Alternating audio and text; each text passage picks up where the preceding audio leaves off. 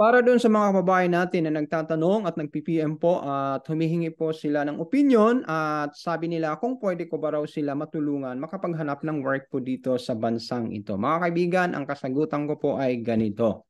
Hindi katulad po sa Pilipinas na kung ikaw ay mayroong padrino, mabilis kang makahanap ng trabaho. Dito po ay napaka-unique lahat. Kailangan mo dumaan sa proseso ng katulad nito.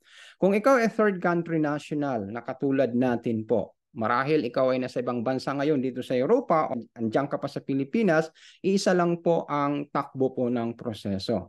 Pag nag-apply ka po rito, ang gagawin ng employer po ay patutunayan sa mga authorities dito muna na wala silang makuha na suitable applicant na galing po sa European countries. Kung wala, saka ka kukunin. Okay.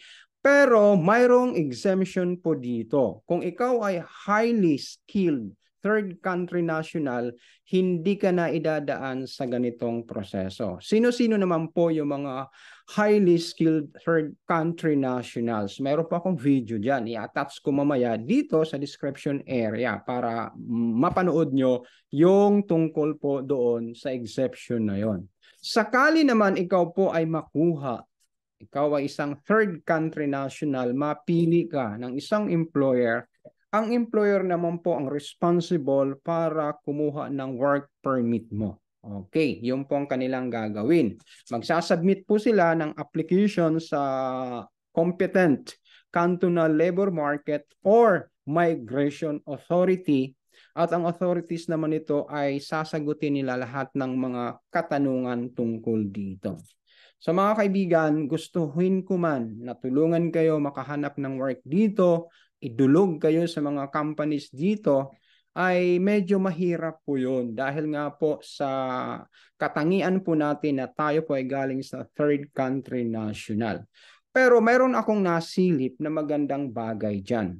Halimbawa, ikaw ay narito sa European countries. Ikaw ay mayroon ng permanent residence or di kaya ay citizen ka dito sa Europe at gusto mo mag-work dito sa Switzerland, pwede po yun. Pwedeng maituro kung saan ka pwede mag-apply. Pero kung first time mo at wala ka namang pinangahawakang residence permit dyan sa bansang kinalagyan mo ngayon at hindi ka rin naman citizen, ay dadaan ka doon sa binanggit kong proseso.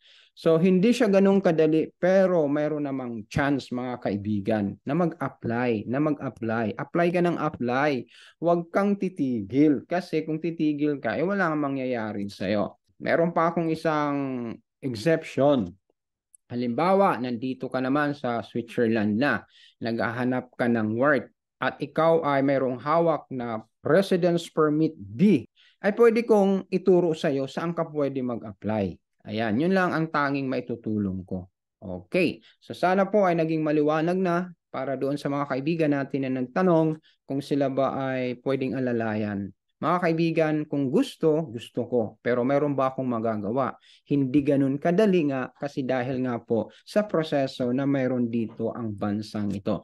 Kung mayroon pa po kayong mga katanungan, comment down below sa video ito at hanggat kaya ko po ay sasagutin ko po ang bawat katanungan niyo po. Mga kaibigan, don't forget to like, share, comment, and subscribe para updated ka sa mga upcoming videos natin.